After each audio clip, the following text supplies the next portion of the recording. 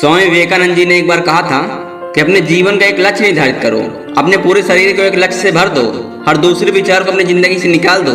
यही सफल होने का मूल मंत्र है। हम में से कई लोग डॉक्टर एपीजे अब्दुल कलाम साहब को इंस्पिरेशन मानते हैं, लेकिन आपको पता है कि उनकी इंस्पिरेशन कौन है?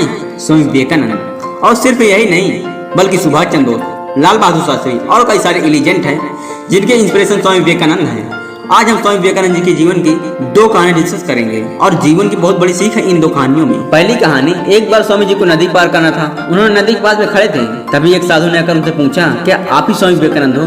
स्वामी जी ने जवाब दिया, जी हाँ, मैं ही स्वामी विवेकानंद हूँ। तभी साधु ने पूछा, स्वामी जी आप यहाँ पे क्या कर रहे हो? स्वामी जी ने कहा, मुझे नदी पार करना है और मैं नाव का इंतजार कर रहा हूँ। तभी साधु ने कहा, तुम इतने बड़े इंसान हो, कई सारे लोग आपको अपनी प्रेरणा के स्रोत मानते हैं, तुम एक नदी नहीं पार कर सकते हो? देखो मैं तुम्हें नदी पार करके बताता हूँ। तभी उस साधु ने पानी में चल करके उस नदी को पार किया और फिर से पानी में चल करके स्वामी जी के पास वापस लौटकर आए और बोले, देखो मेरे पास इतनी शक्ति है, मेरे पास इतना टैलेंट है और मेरे पास इतना ज्ञान है, उसके बावजूद भी मुझे कोई नहीं जानता।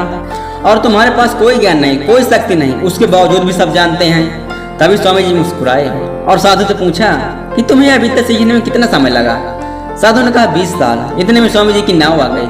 स्वामी जी साधु को नाव में बैठाया और वहाँ चल दिए। दोनों नाव में बैठकर नदी पार की। पार करने के बाद स्वामी जी अपने जेब से 1 रुपया निकाला और उस नाव वाले को दे दिया, यानी कि दोनों को मिलाकर 50-50 पैसे आए।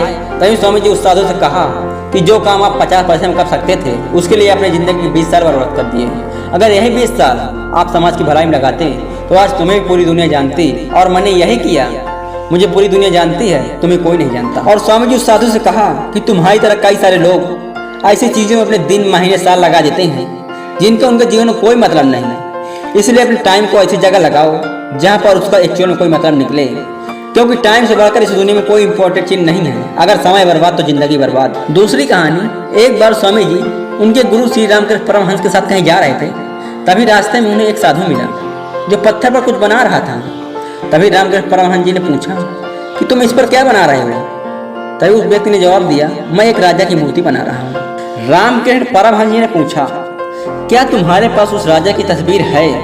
तभी उस मूर्तिकार ने कहा, नहीं, मेरे पास उनकी कोई तस्वीर नहीं है। तभी रामकृष्ण जी बोले, अगर तुम्हारे पास उनकी तस्वीर नहीं है तो फिर तुम उनकी तस्वीर कैसे बना सकते हो? तभी उस मूर्तिकार ने जवाब दिया, भले ही मेरे पास उनकी तस्वीर नहीं है, लेकिन मेरे दिमाग में उनकी स्पष्ट तस्वीर छपी हुई है। और कुछ ही देर बाद मूर्तिकार ने राजा की सुंदर मूर्ति बना दी और स्वामी जी अपने आंखों से सारा तरह से साफ देख रहे थे। तभी उनके अपने सवालों का जवाब मिल गया कि अगर कोई भी इंसान जिंदगी में कुछ पाना चाहता है तो उस मुकाम की या उस चीज की तस्वीर एकदम क्लियर होना चाहिए। दोस्तों, उम्मीद करता हूँ कि दोनों कहानियाँ आपको पसंद आई होंगी। इसी तरह के और भी वीडियो को देखने के लिए सब्सक्राइब करें, बेल आइकन को प्रेस करें। मैं मिलता हूँ अगले वीडियो में। जय हिंद, जय भारत।